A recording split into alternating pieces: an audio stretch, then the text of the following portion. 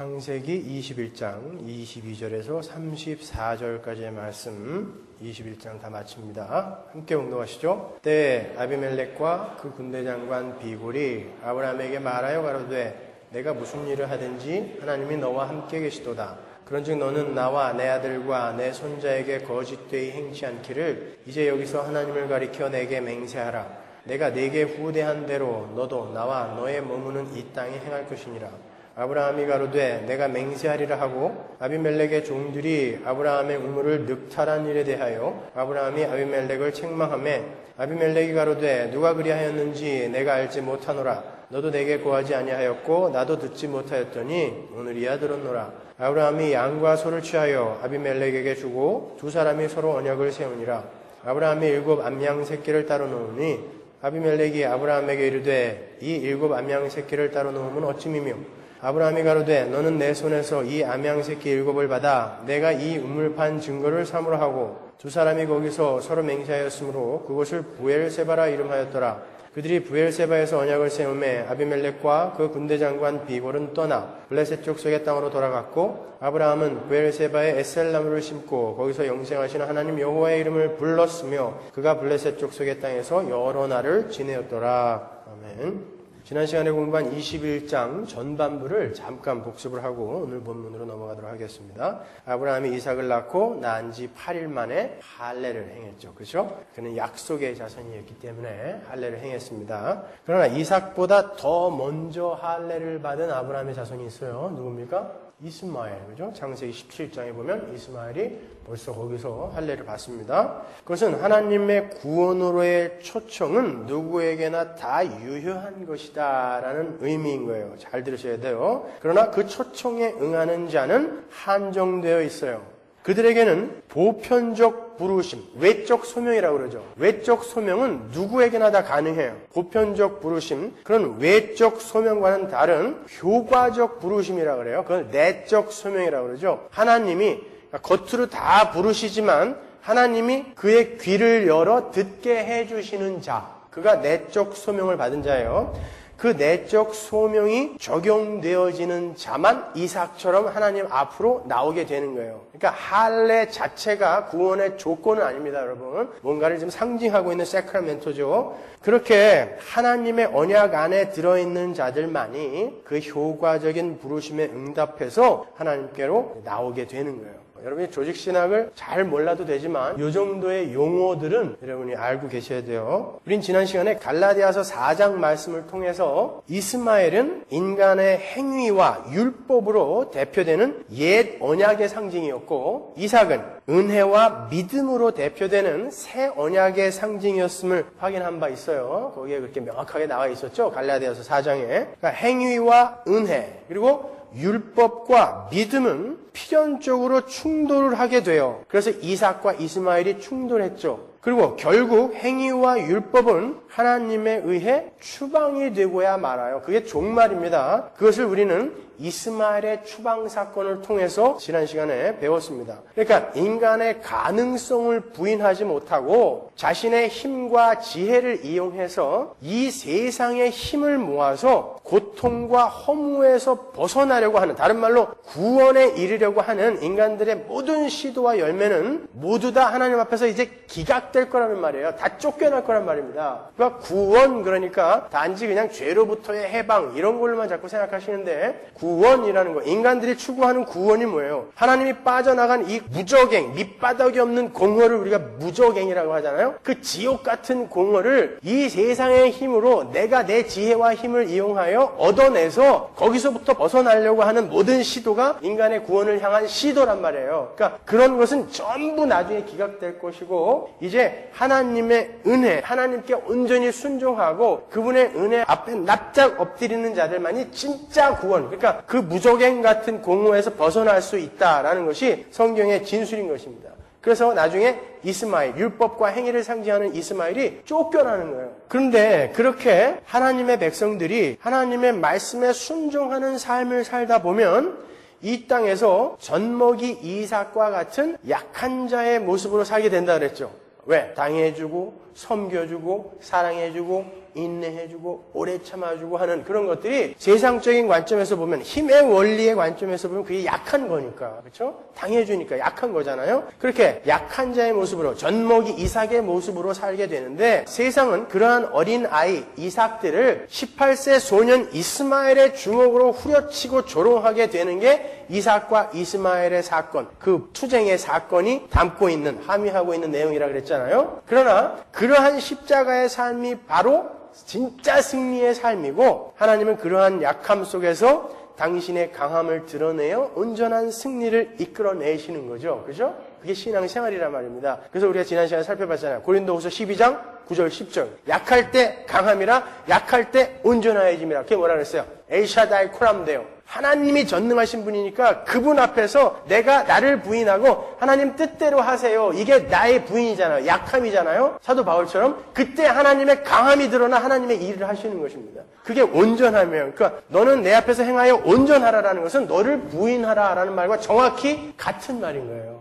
열심히 너희들의 실력을 쌓아 고지 꼭대기에 올라가서 너희들이 완전함을 추구해라가 아닌 거예요. 잘 새겨 들으셔야 돼요, 여러분. 오늘 본문을 보시면 아브라함이 바로 하갈과 이스마엘이, 그러니까 세상을 상징하는 자들이 쫓겨난 그 부엘세바로 이사를 가는 장면이 나와요. 21장 후반은 그렇게 시작이 됩니다. 그러니까 약속의 자손인 아브라함과 이삭이 세상과 한 곳에서 더불어 살고 있는 형국이에요. 아주 중요한 것입니다. 간혹 혹자들이 오해하는 것이 성도는 믿지 않는 자들과 상대도 하지 말고 어디 깊은 산속에 사는 사람처럼 그들과 격리되어 살아야 한다라고 생각해요. 거기서 수도원주의가 나왔죠. 그래서 수도원에 올라가서 세상 죄를 안 보면 마치 죄를 안 지을 수 있는 것처럼. 근데 수도원 밑바닥에서 발견된 수많은 어린 아기들의 유골들이 뭘 증명해 줬어요? 세상과 격리되어도 인간들은 여전히 죄인이구나. 지들끼리 간음하고 강간해가지고 애 낳아가지고 전부 묻어버린 거예요. 그 밑에다가. 그거는 인간의 불가능함을 우리에게 오히려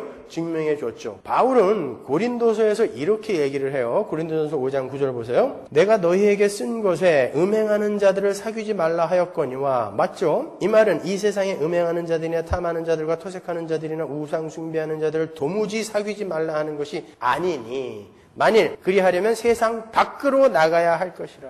그들과 어울려 살으라는 거예요. 대신에 그들이 자기들의 삶의 원리로 삼고 있는 힘의 원리로 살지 말라는 거죠. 예수님이 그러죠. 믿지 않는 자들과 멍에를 함께 매지 말라 그러잖아요. 고대시대의 멍에는 항상 소 2마리가 한 멍에를 매게 되어 있어요. 세상 사람과 우리가 한 방향으로 못 가잖아요. 그러니까 한 멍에 못 매는 거예요. 그들의 삶의 방식으로 살면 안 돼요. 그들의 삶의 방식이 자체가 죄니까. 그러니까 믿지 않는 자들과 멍에를 함께 하지 말라는 거는 그들과 어울리지 말라는 게 아니라 죄와 격리된 삶을 살아라라고 하는 것이지, 수도원으로 다 올라가라, 쿰난 공동체 이루면서 그렇게 살아라, 이런 이야기 아닌 것입니다, 여러분. 아브라함은 그렇게 세상을 상징하고 있는 그 부엘세바에 살면서 세상과는 전혀 다른 삶의 방식으로 삶을 살았어요. 그 밑에 이어지는 내용을 보면은 그게 정확하게 드러납니다. 그 후에 그랄 왕 아비멜렉이 군대 장관인 비골과 함께 아브라함을 찾아와서 아브라함에게 이런 말을 던져요. 한번 볼까요? 창세기 21장 22절. 때에 아비멜렉과 그 군대 장관 비골이 아브라함에게 말하여 가로되 네가 무슨 일을 하든지 하나님이 너와 함께 계시도다. 보세요. 네가 무슨 일을 하든지 하나님이 너와 함께 계시도다 라고 이야기한 아비멜렉과 비골의 이야기는, 그 이야기를 직역을 하면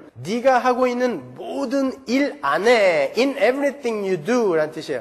네가 하고 있는 모든 일 안에 하나님이 너와 함께 계신다. 그걸 내가 보았다라는 이런 뜻이에요. 그러니까 아비멜렉이 보기에 아브라함의 모든 일거수일투족이 하나님과 함께하는 사람으로 보여졌다라는 말인 거예요. 그러니까 어떤 분들은 아브라함이 얼마나 부자가 됐으면, 또 얼마나 강력한 군대를 소유하게 되었으면 그랄의 왕인 아비멜렉이 동맹까지 맺자고 찾아왔겠느냐. 우리도 아브라함처럼 하나님을 잘 믿어서 이 세상의 힘을 복으로 받아서 세상에 우리를 깔보지 못하게 하고 우리와 동맹을 맺으러 오게 하자. 그렇게 해석을 하는 분들이 있어요. 그러나 오늘 본문을 잘 보시면 성경은 그와 정반대의 이야기를 하고 있다는 것을 여러분 아실 수 있으실 것입니다. 창세기 21장 24절 보세요.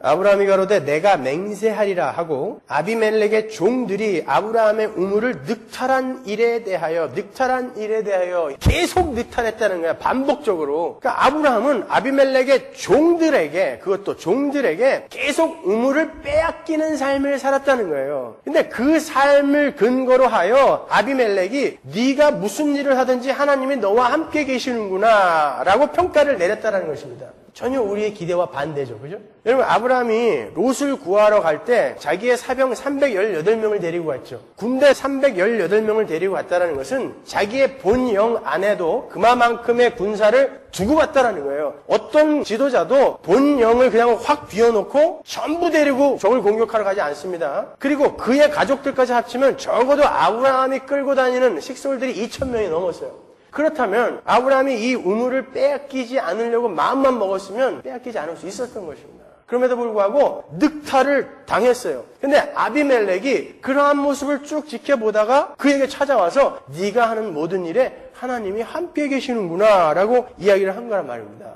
보세요. 세상을 상징하는 아비멜렉과 지금 하나님의 라인을 상징하는 아브라함, 둘 중에 누가 부자예요? 그럴 왕이 부자죠. 누가 강해요? 우물을 뺏어가고 늑탈한 놈이 강하죠. 아브라함은 약자예요. 그런데 아비멜렉이 너와 함께 하나님이 계시는구나 라고 평가를 내리더라는 것입니다. 하나님의 함께 하심은 세상의 힘으로 증명되는 게 아니에요. 근데 많은 이들이 그렇게 가르치죠. 부자 되고 높은 명예를 얻고 그러면 하나님이 함께 하셔서 복을 주셔서 그렇게 되었다라고 단언하여 이야기를 한단 말이죠.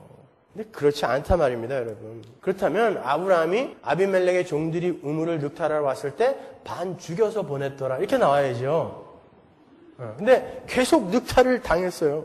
하나님의 백성은 하나님이 그들과 함께 하신다라는 것을 자신의 뛰어남이나 이 세상의 힘을 많이 소유한 것으로 증명하는 게 아니에요. 이 세상의 힘을 소유하여 자신을 자랑하는 것이나 자신의 뛰어남을 보이는 것은 하나님이 함께 하시지 않아도 하나님의 은혜가 없어도 자기 스스로 열심을 부려 도달할 수 있는 거예요. 그래서 예수 안 믿는 사람 중에 우리보다 강하고 부자가 더 많은 것입니다. 그건 하나님이 함께 안 하셨는데 그들이 노력해서 된 거거든요. 그렇다면 성도가 하나님이 함께 하셔서 나타나는 그러한 증거를 무엇으로 보일 수 있을까요? 꼭 하나님이 함께 하셔야만 일어날 수 있는 일이 뭐예요?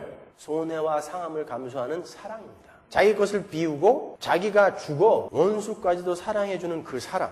기독교의 사랑은 항상 손해와 상함을 감수하는 거라 그랬죠. 이익을 기대하고 베푸는 사랑은 아무나 할 수 있는 거라 그랬습니다. 그러나 믿음 속에 들어가서 하나님의 은혜를 받은 자들만 할 수 있는 건 손해와 상함을 감수한 십자가의 그 사랑이라 말이에요. 그 사랑, 지금 아브라함이 그 비움의 삶, 나눔의 삶, 섬김의 삶, 사랑의 삶의 증인으로 지금 여기 나타나는 거예요. 모델로 나타나는 것입니다. 그래서 하나님과 함께 하심의 근거로 아브라함이 우물을 늑탈당한 사건이 붙어 있는 거예요. 그로부터 2000년 후에 완전히 이 세상에게 늑탈당해서 옷까지 홀딱 벗겨지고 십자가에서 늑탈당함으로 승리를 쟁취한 분이 계시죠. 그죠? 예수 그리스도. 보세요. 마가복음 12장 37절 예수께서 큰 소리를 지르시고 운명하시다. 이에 성소 휘장이 위로부터 아래까지 찢어져 둘이 되니라. 예수를 향하여 섰던 백부장이 그렇게 운명하심을 보고 가로되 이 사람은 진실로 하나님의 아들이었도다 하더라. 네, 그때 당시에 로마의 죄인들은 십자가에 다는 죄인들은 완전히 발가벗겨서 달았단 말이에요.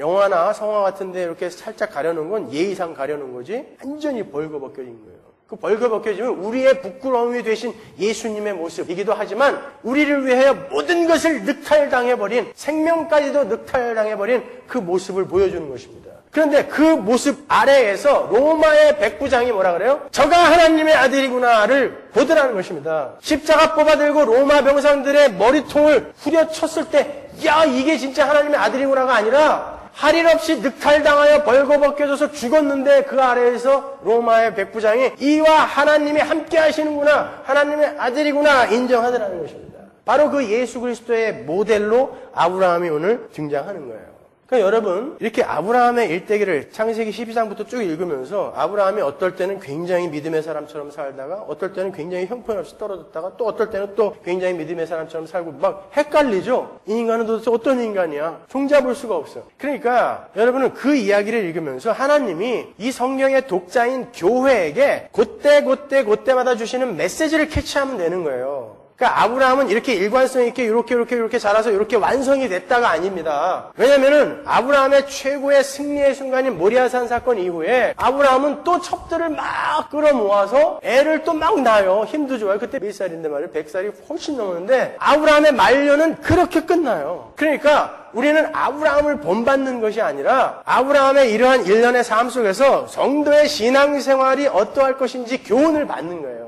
그러니까 오늘 본문에서 우리는 바로 그 교훈을 늑탈당함으로 말미암아 하나님과 함께 하심을 증명하는 아브라함의 삶, 그것을 우리가 배우면 되는 것입니다. 그것을 제가 하나님 나라와 이렇게 연결을 시켜볼 거예요. 초대교회 성도들은 그러한 늑탈당하면서 자기가 손해보고 상함으로 말미암아 다른 이들을 유익하게 하는 바로 그 늑탈의 삶, 아브라함의 이러한 삶을 그대로 이 세상에서 보여주다 간 사람들이에요. 한번 볼까요? 사도행전 2장 43절. 사람마다 두려워하는데 사도들로 인하여 기사와 표적이 많이 나타나니 믿는 사람이 다 함께 있어 모든 물건을 서로 통용하고 또 재산과 소유를 팔아 각 사람의 필요를 따라 나눠주고 날마다 마음을 같이하여 성전에 모이기를 힘쓰고 집에서 떡을 떼며 기쁨과 순전한 마음으로 음식을 먹고 하나님을 찬미하며 또 온 백성에게 칭송을 받으니 주께서 구원받는 사람을 날마다 더하게 하시니라. 사도행전 4장 34절. 그 중에 핍절한 사람이 없으니 부족하고 가난한 사람이 없으니 이는 밭과 집 있는 자는 팔아 그 판 것의 값을 가져다가 사도들의 발 앞에 두매 저희가 각 사람의 필요를 따라 나눠줌이로라. 여러분, 이 이야기는 공산주의 하자 이런 이야기 아니에요. 세상의 힘을 조차 그 세상의 힘이 나의 생명이라고 여겼던 자들이 성령이 임하고 하나님의 은혜가 임하자 그 힘을 초계같이 여기더라를 보여주는 것입니다. 자기가 정말 생명같이 여기던 것을 내놓아 가난하고 핍절한 사람들이 부유하게 유익을 보게끔 그러한 삶을 살더라라는 거예요. 교회야 너희들이 갈 바가 바로 이 자리란다라고 하나님께서 우리에게 이야기하시는 것입니다. 세상의 힘을 포기하는 것으로 세상과 구별되는 모습. 왜? 세상의 힘이 나의 힘이다라고, 나의 생명이다라고 이 세상의 힘의 원리를 좇아 사는 사람들은 절대 그 삶을 살 수 없으니까 그거 놓으면 죽는 거거든요. 그러나 그 삶에서 벗어나 거꾸로 강을 거슬러 오르는 연어떼처럼 반대로 올라가는 자들이 있더라는 것이죠. 비워서 계속 다른 이들의, 심지어 원수들의 유익을 채워주는 거예요. 제가 이번에 남미 코스타에 가서 훌륭한 선교사님들을 몇 분 만났는데 이분들은 정말 솔잎 냄새가 나더라고요, 몸에서. 정말 모든 걸 다 버리고 그들에게 복음 전하는 게 너무 좋아서 말만 하면 울어. 목사님, 난 예수에 미쳤어요. 제가 첫날 완전히 박살내버렸거든요. 전체를 2시간에 걸쳐서. 근데 그분 혼자 일어나서 할렐루야. 아직도 이런 설교를 하는 사람이 있어요. 너무 좋아갖고 둘이 끌어안고 막 그냥. 그게 성도의 삶인 것입니다. 우리는 그 자리로 가는 거예요. 새 언약에 속한 아브라함은 자신의 힘과 능력을 과시하며 적들 위에 군림하는 모습으로 하나님의 함께하심을 보인 것이 아니라 자기가 판 의무를 빼앗겨주는 모습으로 하나님의 함께하심을 보여준 거예요. 요한일서 2장 8절 보세요. 다시 내가 너희에게 새 계명을 쓰노니. 자, 새 언약이라는 단어가 나왔어요. 우리 지난주에 갈라디아서 4장 분명히 확인했죠. 아브라함과 이삭은 어디 안에 있는 사람? 새 언약 아래에 있는 사람. 그 새 계명 아래에 있는 사람들의 특징이 뭔지 나온단 말이에요. 사도 요한이 이렇게 이야기해요. 저에게와 너희에게도 참된 것이라. 이는 어두움이 지나가고 참빛이 벌써 비춤이니라. 빛 가운데 있다 하며 그 형제를 미워하는 자는 지금까지 어두운 가운데 있는 자요, 그의 형제를 사랑하는 자는 빛 가운데 거하여 자기 속에 꺼리낌이 없으나 그의 형제를 미워하는 자는 어두운 가운데 있고 또 어두운 가운데 행하며 갈 곳을 알지 못하나니 이는 어두움이 그의 눈을 멀게 하였음이니라. 보세요. 새 언약의 자손, 약속의 자손, 그들은 무엇을 특징으로 하며 산다? 사랑. 지금 아브라함과 이삭이 그 새 언약의 후손의 모델로 이런 모습을 우리에게 보여주는 거예요. 그러니까 우리 교회는 그 모습을 읽으면서 이게 나의 삶이구나 라고 캐치하면 되는 것입니다. 아브라함은 부엘세바에서 이 세상 속에 하나님 나라가 들어와 있음을 보여주는 하나님 나라의 백성으로서의 삶을 구체적으로 살아내고 있는 거예요. 하나님 나라가 이 땅에 들어왔다는 것을 우리가 어떻게 보일 수 있어요? 하나님 나라는 뭐다? 국민 주권 영토 중에 주권, 입법, 사법, 행정권을 하나님께 다 드리고 하나님 맘대로 하세요. 하나님 이끄시는 대로 살아갈게요를 내 삶 속에서 보여주는 게 하나님 나라예요. 그래서 우리에게 하나님 나라의 열쇠가 주어졌다고 하는 것입니다. 내가 하나님의 열쇠라니까요. 내가 하나님 나라의 문을 자꾸 열어주는 거예요. 내 삶을 통해. 그래서 저게 하나님 나라구나 라는 말입니다. 어떤 분이 설교를 하기를 성도에게는 하나님 나라의 열쇠가 주어졌는데 그 열쇠를 열면 이 세상의 축복이 마구마구 우리에게 쏟아져서 우리가 하나님 나라 천국을 살게 된다라고 그렇게 설교를 하시더라고요. 그건 사기예요, 여러분. 그런 하나님 나라 아니라니까요. 여러분 하나님 나라 가서 초가 삼간에 살지도 몰라요. 그렇지만 거기에 우리 하나님이 계시기에, 그리고 그 나를 목숨 걸고 사랑해 주신 그 하나님이 내 아버지로 영원히 나를 지키시며 산다고 하시기에 나는 거기가 초가 삼간이라도 난 거기 갈 거예요가 하나님 나라인 것입니다. 여러분이 이 땅에서 그 땅은 좋은 어떤 곳일 거야. 그러니까 이 땅에서 그냥 이 악목을 잘 참아내면 언젠가 우리는 저 우주 저편에 마련되어 있는 그곳에 가게 될 거야. 이게 영지주의라니까요. 이게 플라톤의 이원론입니다, 여러분. 그거 아니에요. 여러분은 이 땅에서 반드시 그 나라의 맛을 봐야 돼요. 브라질 가니까 삐냐라는 과일이 있더라고요. 수류탄 같이 생겼어요. 얼마나 맛이 있는지. 저는 LA 있을 때 그 삐냐가 먹고 싶다라는 생각을 한 번도 해본 적이 없어요. 먹어봤어야 알지. 근데 먹어보고 오니까 비행기 안에서부터 먹고 싶어, 그게. 그러니까 이 땅에서 안 먹어본 건 여러분이 절대 기대하거나 소망할 수 없어요. 그러니까 천국에 이렇게 안 가고 싶은 거예요. 하나님이 부르면은 어떻게 해서든지 여기에서 오래오래 버텨야 돼. 벽에 못 칠할 때까지. 두려워서. 그죠? 그러니까 여러분은 하나님의 말씀 속에서, 신앙생활 속에서 하나님의 나라를 자꾸 맛보셔야 돼요. 그때 세상이 죽음으로도 여러분을 어떻게 흔들 수 없는 거예요. 세상이 감당할 수 없는 자들이 되는 것입니다. 그때. 우리는 이렇게 자기의 계획과 자기의 야망, 비전을 내려놓고 하나님의 말씀에 순종하면서 세상에게 당해주면서도 힘으로 대항하지 않는 그런 모습, 바로 십자가의 삶을 보여야 하는 거예요. 그게 아브라함의 모습인 것입니다. 오늘 본문의 아브라함의 모습. 또 예수가 그렇게 살다가 가셨잖아요. 얼마든지 12영도 더 되는 천사들을 불러서 싹 쓸어버릴 수 있었는데 힘 동원하지 않고 맞아 죽더라. 그랬더니 하나님이 승리라고 팔을 들어주세요. 오른쪽에 앉히셨어요. 성도는 바로 그 그리스도를 따라 그러한 승리를 이루어내는 자들입니다. 그러니까 부부싸움 할 때 이겼다 하는 사람이 진 사람이에요. 오늘은 내가 이겼다. 내가 먼저 저의 심장에 화살을 쏘아. 부부는 저 상대방이 어떤 부분에 화살을 쏘아야 제가 추락한다는 걸 제일 잘 알잖아요. 그래서 먼저 쏘는 거예요. 그냥 거기다. 그 사람이 지는 것입니다. 그 진리를 깨닫게 되기까지 그 숱한 전투와 전투 속에서 저도 그 깨닫고 나니까 너무 편해요, 마음이. 그때부터는 진짜 다툼이 없어요. 여러분, 우리는 바로 가장 가까운 이웃인 나의 가정에서부터 그 삶을 한번 연습해 보는 거예요. 자꾸 져주세요.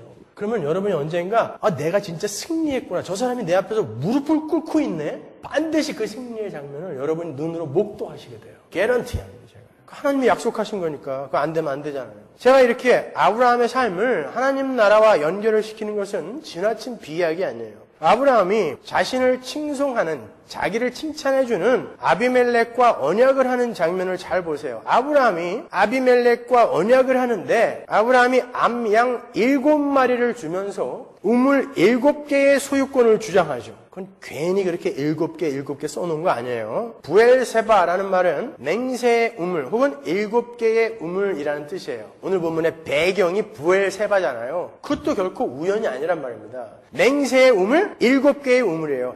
7과 맹세를 이렇게 비교하여 우리에게 뭔가 이야기를 해주고 있는 것입니다. 히브리어의 맹세, 쏴바라는 단어는 7이라는 의미의 쉐바에서 나온 말이에요. 그래서 7개의 우물, 맹세의 우물 이렇게 번역을 하는 거예요. 히브리 사람들에게 있어서 하나님의 언약 혹은 사람들과의 언약, 맹세 이런 단어는 완전성과 불변성이라는 의미를 담고 있어요. 그래서 그 언약, 맹세라는 단어를 히브리 사람들이 완전수라고 하고 있는 7에서 끌어다 쓴 것입니다. 그래서 맹세가 쏴바예요. 7이라는 쉐바에서. 그 7, 쉐바는 창조의 수, 안식의 수잖아요. 6째 날까지 하나님이 창조하시고 7째 날 안식하신 그 하나님의 수, 안식의 수, 그죠? 사방위에다가 삼위의 하나님 보태서 완전수란 말입니다. 세상과 하늘 전체를 상징하는 완전수. 그게 쉐바란 말이에요. 아브라함은 그 언약의 불변성과 완전성을 의미하는 그 7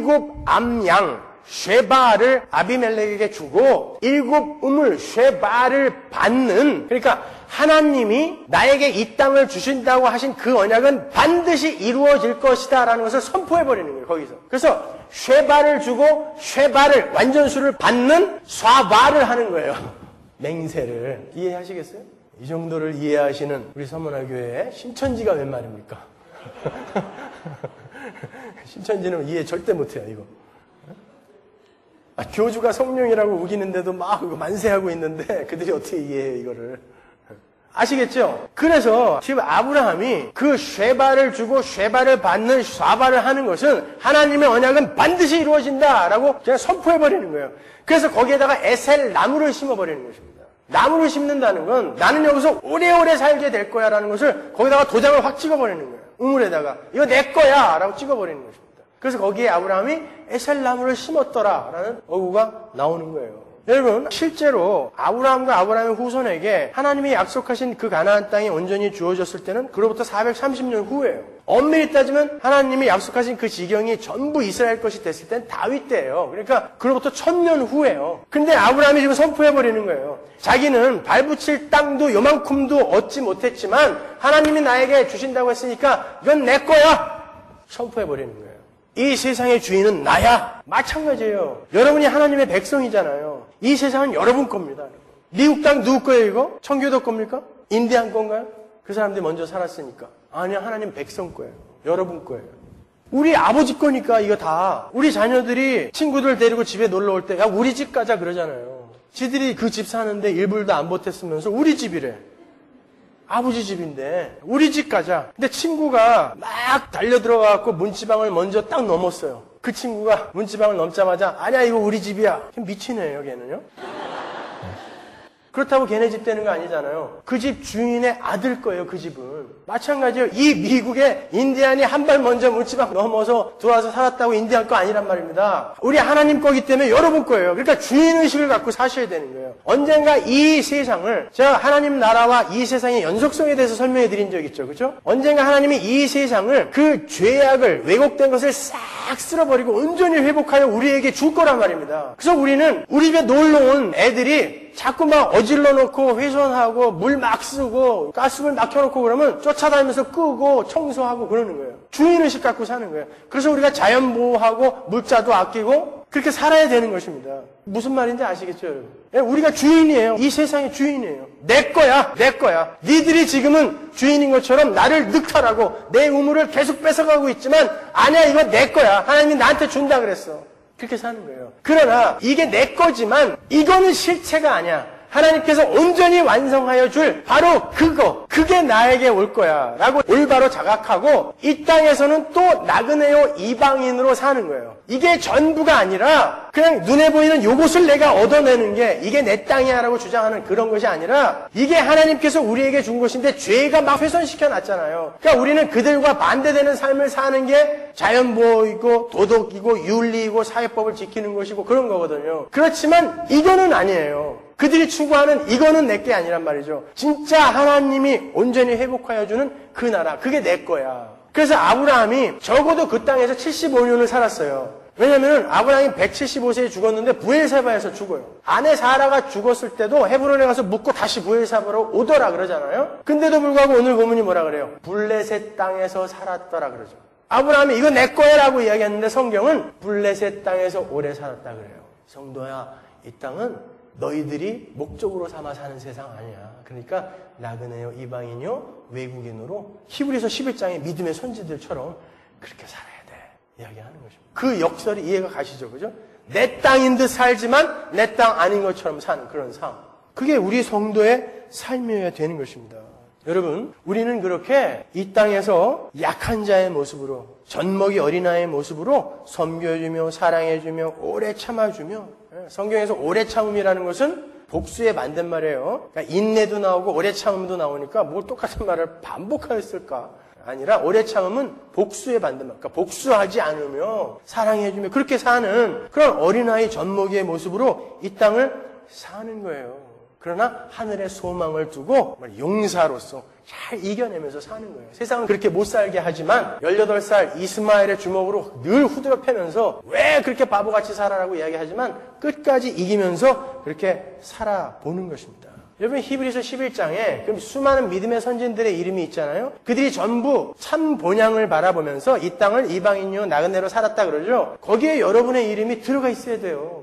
여러분 성경책에다가 여러분 이름을 거기 밑에다 적어 넣으세요. 우리의 삶이 그거여야 된다니까요. 그들은 우리가 본받아야 할 사람들이 아니라 우리와 똑같은 성정을 가진 하나님의 백성들이란 말입니다. 그러니까 너희도 그렇게 살아라 해요. 그런데 이 땅에서 이 땅의 것이 마치 독의 정수인 양 그렇게 가르치고 그것만을 추구하게 하는 번영의 신학, 헬스 앤 웨스트 가스펠, 가난은 저주다? 천만의 말씀. 그놈들이 저주받을 놈들이에요. 성경에 어디 그런 말이 있어요? 보세요. 빌립보서 3장 18절. 내가 여러 번 너희에게 말하였거니와 이제도 눈물을 흘리며 말하노니. 사도 바울이 울어요 지금. 내가 눈물을 흘리며 말하노니 얘들아 여러 사람들이 그리스도 십자가의 원수로 행한다. 교회에게 쓴 편지잖아요. 근데 예수를 믿는다고 하는 교회야. 너희가 예수를 믿는다고 하면서 그리스도의 원수로 행하는구나. 그러니 내가 어찌 안 울 수 있겠냐고 울어요 사도 바울이. 그래서 뭐라 그래요? 저희의 마침은 멸망이다. 저희의 신은 배다. 이 배. 내 배. 나를 숭배하는 거예요. 그들의 마침은 멸망이래요, 멸망. 너희들 예수 믿는 거 아니야 라고 이야기하잖아요. 그 영광은 저희의 부끄러움에 있고 땅의 일을 생각하는 자라.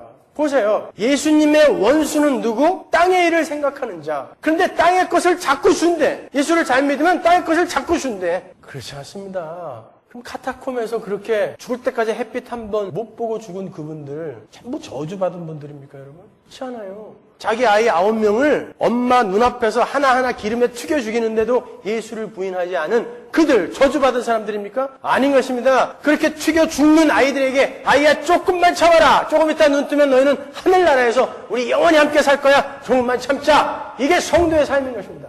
그게 이 땅의 것으로 하나님이 보상을 해준다면 막아줬어야죠. 그렇게 열심히 예수 믿는 사람들 그 자녀가 기름에 튀겨 죽는데 왜 안 막아줍니까?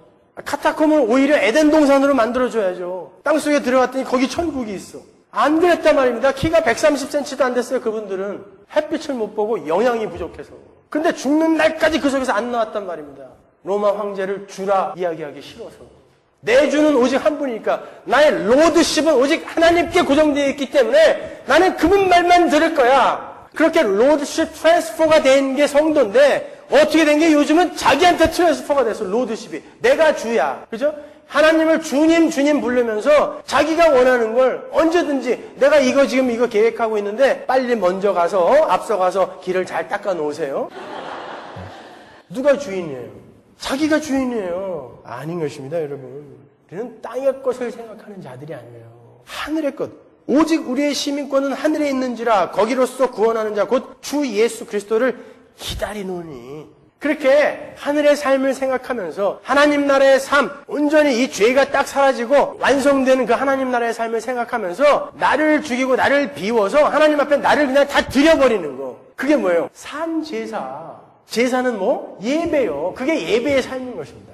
구약시대에는 제사가 있었지만 신약때 제사가 없다? 아니요, 있어요. 로마서 12장. 너희들의 삶을, 너희들을 거룩한 산 제사로 드려라 그러잖아요. 제사 드려야 됩니다. 근데 뭘로 드려요? 송아지가 아니라 나로 드리는 거예요, 나로. 내가 하나님 앞에 제물로 바쳐지는 것입니다. 하나님, 죽이시려면 죽이세요. 그게 성도의 삶이어야 되는 것입니다. 그 삶이 바로 예배의 삶인 거예요.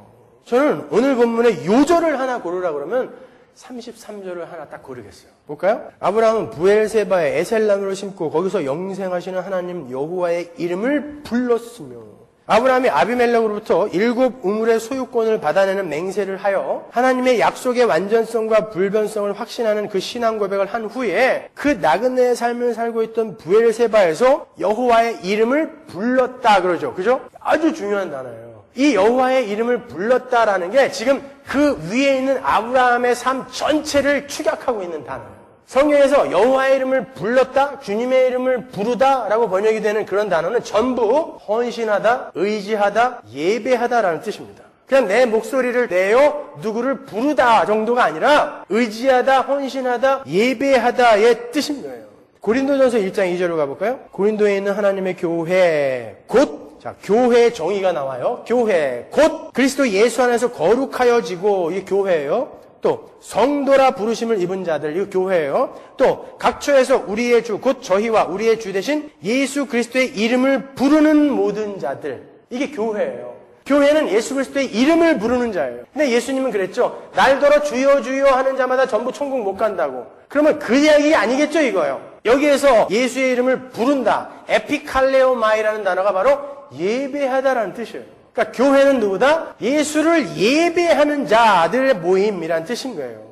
구약에서는 그 단어가 여호와의 이름을 부르다 이렇게 번역이 되죠. 하나만 찾아볼까요? 창세기 4장 10절. 가라사대 내가 무엇을 하였느냐? 내 아우의 핏소리가 땅에서부터 내게 호소하느니라. 여기서 호소하느니라 라고 번역이 된 히브리어 아마르가 바로 이름을 부르다라는 뜻이에요. 그러니까 아벨이 뭐 하다가 죽었어요? 예배하다가 죽었어요. 아벨의 제사가 올바른 예배였기 때문에 죽었죠. 그렇게 올바른 예배를 드리는 자는 죽어서도 땅속에서 그 피가 올바른 예배를 드리더라라는 뜻이에요. 아마르, 여호와의 이름을 부르더라라는 뜻인 것입니다.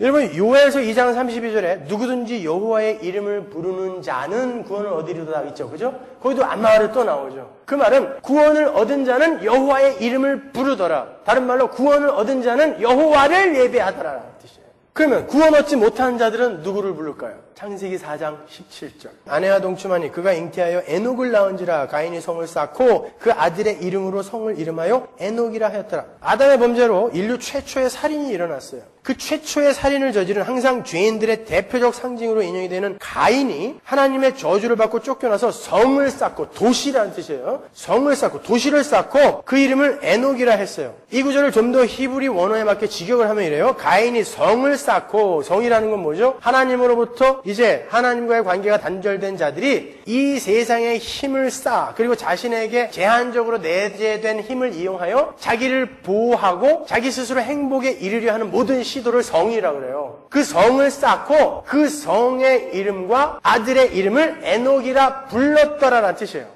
에녹이라는 이름으로 성과 아들을 불렀더라. 이름을 불렀더라. 그러니까 믿지 않는 죄인의 대표, 죄인을 상징하는 대표 가인은 누구의 이름을 불러요? 세상의 힘과 아들의 이름. 아들은 누구예요? 자기 존재의 확장이잖아요. 자기의 익스텐션. 나를 예배하는 거예요. 세상의 힘과 나를 부르더라. 나를 예배하더라. 반면에 창세기 4장 26절에 가면 셋도 아들을 낳고 그러죠. 예, 창세기 4장 17절과 대조하는 거예요. 가인이 아들을 낳아서 그렇게 세상의 힘과 자기 존재를 예배하는 자로 살았는데, 셋은, 하나님의 라인은 셋은 아들을 낳고 에노스라 하였는데, 그 에노스 때 그들이 뭘 불러? 하나님의 이름을 불렀더라. 그러니까 하나님의 라인, 하나님의 백성들은 하나님을 예배하고, 죄인들은 세상의 힘과 자기를 예배하는 거예요. 근데 오늘날 많은 이들이 자기를 예배하라고, 세상의 힘을 예배하라고 오히려 부추겨줘요. 교회에서. 얼마나 잘못된 겁니까, 여러분? 하나님을 예배하는 거예요. 하나님을 예배한다는 건 내 삶을 산 제사로 드린다는 거고, 내 삶이 산 제사로 드려진다는 건 나는 하나님 앞에서 죽은 목숨이라는 것입니다. 하벨, nothingness를 인정하는 거예요. 그걸 자기 부인이라고 하는 것입니다. 그 자리로 내려가야 되는 게 복음인데 자꾸 꼭대기로 올라가겠대. 아니에요, 여러분. 어디로 올라가요? 올라가기는.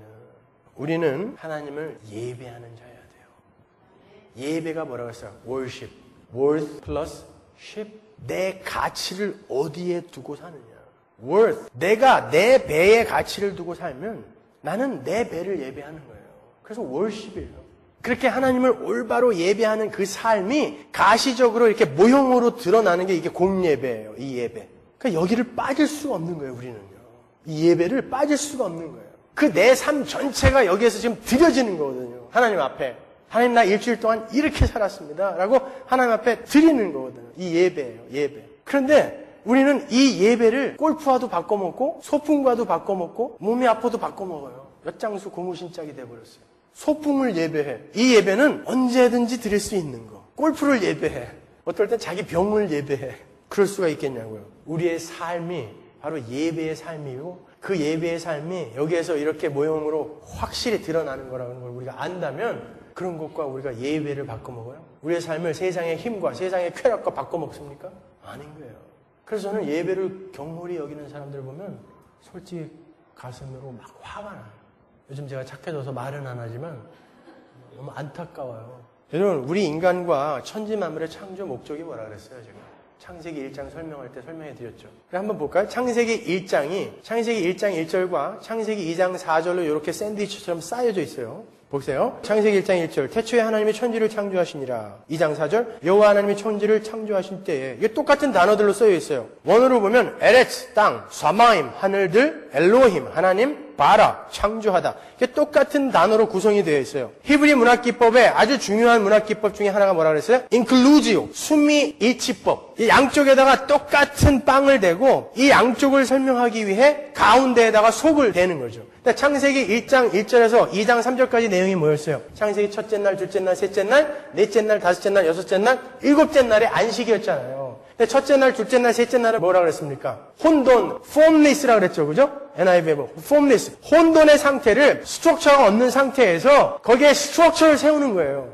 셋째 날까지. 그리고 넷째 날, 다섯째 날, 여섯째 날에는 empty에다가 컨텐츠로 채우는 거지 않습니까? 그리고 그렇게 formless와 empty가 이제 form이 세워지고 그 컨텐츠가 풍성하게 채워지는 그런 하나님 나라가 완성이 되었을 때 이제 비로소 일곱째 날 안식이 온단 말입니다. 안식. 근데 안식이 뭐예요? 안식. 하나님이 여섯째 날 동안 너무 열심히 일을 해서 힘들어서 침대에 들어가서 잠깐 쉬는 건가요? 그럼 전지전능한 하나님 아니잖아요. 안식. 안식이라는 단어, 사바트는 마땅히 가야 할 곳으로 가다 제자리에 앉다란 뜻이에요.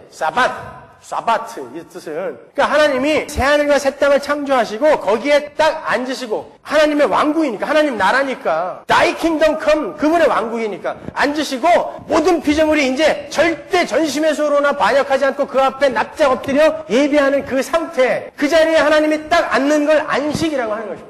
그러니까 하나님의 안식은 그냥 힘들어서 쉬는 게 아니라 자기가 만든 피조물들에게 예배받는 거예요. 항복받는, 순종받는 그 상태가 안식이에요. 그러면 피조물의 안식은 그 하나님께 순종하는 거, 항복하는 거가 피조물의 안식인 것입니다. 그러니까 우리가 안식에 들어가기 위해서는 이 세상에 힘을 쌓아서 행복에 도달하는 것이 아니라 하나님께 납작 엎드려 순종할 때 우리가 가장 행복할 수 있는 거예요. 그게 안식이니까 우리를 그 자리로 데리고 들어가는 것입니다. 그러면 보세요. 창세기 1장 1절, 창세기 2장 4절 하나님이 태초에 천지를 이렇게 창조하셨다. 창조의 목적이 뭐냐라고 했을 때 그 안에 속이 뭘 이야기하는 거예요? 예배잖아요. 그러니까 성도의 존재 목적은 예배예요. 하나님, 저는 하나님처럼 되려고 했는데 nothingness군요. 항복, 선악과 먹지 말라면 이제 안 먹을게요. 예배인 것입니다. 그게. 그 자리로 내려가는 거예요. 그게 목적이다. 그래서 inclusio, 이 샌드위치 기법이 거기에 쓰인 것입니다. 그러니까 창조의 목적, 우리가 존재하는 목적이 뭐예요? 여호와를 영원히 영화롭게 하고 즐거워하는 거, 예배하는 거, 순종하는 거, 항복하는 거, 그 앞에서. 그런 자로 만들어지기까지 여러분의 삶 속에 고난과 고통과 때로는 뭐 복과 이런 것들이 동원이 되는 것 뿐이지 그게 여러분의 삶의 목적이 아니라니까요. 여러분은 예배하는 자로 지어져 가는 거예요. 자, 보세요. 우리가 이 주일날 드리는 예배 한번 보세요. 하나님이 우리를 부르셔. 소명. 불러요, 하나님이. 그죠? 부르심이 있죠. 예배의 첫 순서가 예배의 부르심이잖아요. 하나님은 영이시니 예배하는 자가 신령과 진리로 예배할지니라. 그러면 우리가 하나님을 찬양하죠. 아, 하나님 어떻게 이렇게 nothingness, 이렇게 바벨 같은 존재를 하나님의 모든 것으로 삼아주셨어요. 찬양하는 거예요. 그리고 하나님 앞에 아뢰는 거예요. 그 감사를. 기도. 그러면 하나님이 우리에게 또 말씀하셔. 설교예요, 그게. 그래, 하나님 나라는, 내 나라는 이런 거야. 얘들아, 이 땅에서 너희들은 이렇게 살아야 된다. 라고 하나님이 말씀하셔. 설교. 그러면 그 말씀을 듣고 너무 감사해서 아, 그런 거군요. 하나님 찬양. 그리고 하나님께서 뭐라 그랬어요? 생육하고 번성하고 이 천지 만물을 다스리고 지키고 정복하라 그랬잖아요. 6일 동안 나가서 세상을 정복하는 것입니다. 골프에게 정복당하는 게 아니라 골프를 정복하는 거예요. 돈에게 정복당하는 게 아니라 돈을 정복하는 것입니다. 명예에 정복당하는 게 아니라 명예를 정복하는 거예요. 근데 이 물질주의 세상 속에서 그러한 세상의 다스림, 정복의 결과가 뭘로 떨어져요? 돈. 그래서 돈을 들고 하나님 나 일주일 동안 이렇게 세상을 정복했습니다. 라고 하나님 앞에 헌금을 내는 것입니다. 그래서 예배의 요소에 헌금이 들어가 있는 거예요. 헌금 강요하는 거 아니에요, 절대. 네. 그 다음에 그 전체를 이게 복이야. 그 세상 힘이 복이 아니라 이게 복이야 해갖고 베네딕션. 예수 그리스도의 은혜와 하나님의 사랑과 성령 하나님의 교통하심이 이 자리에 있는 하나님의 모든 백성 위에 영원히 함께 있을지어다라고 하나님의 말을 대언하여 이 전체의 예배가 바로 그 복에 대한 내용이라고 하나님의 말씀을 대신하여 지어다라고 축도를 하는 것입니다. 그러니까 축원하옵나이다가 겸손한 기도라고 생각하는데 그게 더 교만한 기도예요. 내가 축원하면 된다라는 거 아니에요. 그게 아니라 하나님이 당신의 백성들, 예배하는 당신들에게 이런 복을 주었습니다. 하나님의 음성을 대신하여 복이 있을지어다 하고 선포해버리는 거예요. 축도는 축복권을 갖고 있는 목사가 이렇게 축복하는 시간이 아니에요. 그래서 밖에서 열심히 놀다가 축도 시간에 들어오는 인간들이 있어요. 그리고 세상에 나가서 이 삶을 사는 거예요, 그냥. 근데 세상에 나가서 세상에게 정복당한 자들은 이 예배 시간을 경홀히 여길 수밖에 없어요. 골프에게 정복된 자들은 이 예배를 골프와 언제든지 바꿔먹어요. 소풍에게 정복된 자들은 언제든지 소풍과 바꿔먹습니다. 그렇지 않아요? 그러니까 제가 답답한 거예요. 창세기의 뱀의 사건이 바로 그 사건입니다. 뱀을 다스려야 되는데 뱀이 하와를 다스려버렸잖아요. 여러분이 이 세상의 것들, 이 쾌락이라든지 여러분의 취미라든지 여러분의 행복에 다스림을 받게 되면 여러분은 여기에서 절대 예배할 수 없어요. 성도는 목숨이 끊어지는 날까지 예배에 빠지면 안 돼요. 그게 가장 중요한 거니까. 그리고 세상에서 그렇게 살던 그 삶을 내 동료들은 어떻게 살았는지 와서 보고 싶은 거니까. 근데 거기에 관심이 없으니 무슨 하나님 나라에 관심이 있겠어요. 그러니까 죽음이 두렵죠. 그러니까 세상이 감당치 못하기를커녕 너무 감당하기 쉬워가지고 이리 흔들었다 저리 흔들었다. 아니에요, 여러분. 우리는 세상을 정복하여 돈마저 정복하여 하나님 앞에 끌고는 워십 리더의 삶을 사는 것입니다. 절대 정복당하시면 안 돼요. 여러분, 세상의 가치 누가 만들어 놓은 거예요? 하나님이 만들어 놓은 것입니까? 절대 가치가 어디 있어요? 브라질 가니까 차값이 여기에 3배. 혼다 시빅이 5만 불이에요, 캐시로. 그래서 웬만한 중상류 이상 아니면 혼다 시빅 못 타요. 나중에 그 사실 알고 나니까요, 혼다 시빅 이렇게 지나가면은 이렇게 경의를 표하게 되더라고요, 이렇게 서서. 아니, 어떻게 혼다 시빅을. 미국에서는 어때요? 아이들 고등학교 졸업하고 혼다 시빅 사주면 골라서 방에서 안 나와요. 보세요. 어떤 지역에서는 굉장한 가치를 지닌 어떤 것이 어떤 지역에서는 참으로 보잘것없는 것이 될 수 있어요. 반면에 브라질 사람들은 팔로스 버디스나 라구나 리골 이런 데에 막 몇백만 불, 몇천만 불짜리 해변가에 집 있죠? 그걸 하나도 안 부러워해요. 왜냐면 그 세계 3대 미항의 하나인 리오, 거기서도 정말 아름다운 코파카바나, 그 앞에 50m 앞에 아파트가 렌트비가 600불이면 살아. 그러니까 라구나 리골에 와서 야, 저게 얼마인 줄 알아? 2천만 불이야. 그러면 코파카바나의 반도 안 되는 걸 뭘 그렇게 해. 보세요. 그 사람들은 그게 아무런 가치가 없어요. 진짜 절대 가치, 참 가치는 하나님 나라입니다, 여러분. 그리고 진짜 가치 있고 정말 아름다운 존재는 바로 여러분 자신이에요. 그 자신을 아름답게 갖고 가셔야지 왜 명품으로 치장을 하시려고 그래요, 자꾸. 세상 것으로 치장하여 나를 자랑하려고 하는 게 세상의 힘의 원리 아닙니까? 내가 아름답고 존귀한 자가 되어 가야죠. 여러분은 존귀한 하나님의 백성이에요. 뭔가에 우리가 속고 있는 것 같지 않으세요? 어떤 거대한 힘에 의해 속고 있는 것 같지 않으세요? 여기 옷 하는 분들 많으시니까 어느 해는 까만 게 유행이다. 어느 해는 미니스커트가 유행이다. 그거 누가 하는 거예요? 누가 얘기하는 거예요, 그거? 근데 누군가가 그렇게 얘기해 놓으면 전부 세계 전체가 따라가. 긴 치마 입고 싶어 죽겠는데 어떤 놈이 올해는 짧은 거야. 그러면 무조건 짧은 거 입어야 돼. 나는 빨간 게 좋은데 올해는 유행이 까만 거야. 그러면 까만 걸 입어요. 누가 시킨 거냐고, 그거를. 누가 그걸 가치라고 합니까, 여러분? 제가 그래서 우리 청년들을 좋아하는 거예요. 얘네들은 유행과 관계가 없어. 아무거나 막 입고 다녀요. 그래요. 당당하게 왜 온 세상 사람들이 한 색깔을 띠고 쫓아가는 그걸 쫓아가려고 그러세요? 힘이 최고야 그러면 전부 그리를 쫓아가려고 그래요. 아닙니다. 여러분은 반대 방향으로 돌아서서 세상이 가지 않는 방향으로 돌아서서 가셔야 되는 거예요. 누가 금은 보석을 귀하다고 했습니까? 그게 어떤 면에서 귀해요? 배고플 때 먹을 수가 있어요. 위험할 때 무기로 쓸 수가 있어요. 진짜 누군가가 영향력 있는 어떤 사람이 개똥이 다이아보다 훨씬 가치 있는 거야 라고 얘기해 놓으면 내일 아침에 길바닥에 개똥 다 없어져요. 인간들이 그렇게 우매합니다, 여러분. 근데도 자기들이 옳게 가고 있다 그래요. 천만의 말씀. 하나님의 말씀에 근거하여 어떤 것이 가치 있는 삶인지 어떤 것이 성도의 삶이어야 하는지 잘 분별하여 그 길을 가십시오. 늑탈당하면서도 하나님과 함께 하심을 보여주는 십자가의 삶, 사랑의 삶, 섬김의 삶, 그게 여러분의 삶이어야 되는 것입니다. 부엘세바에서 하나님 나라를 사십시오. 기도하겠습니다.